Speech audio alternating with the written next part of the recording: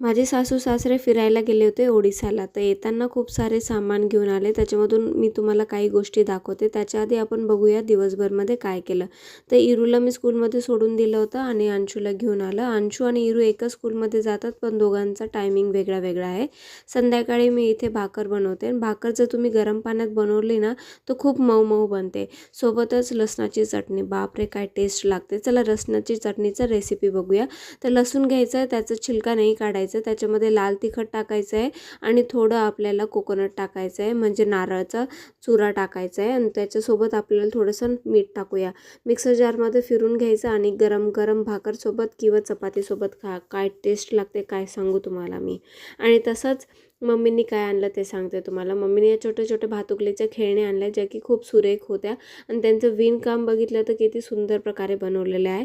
तसंच काही ज्वेलरी पण मम्मीने आणल्या, जास्त करून मोत्याच्याच होत्या त्या.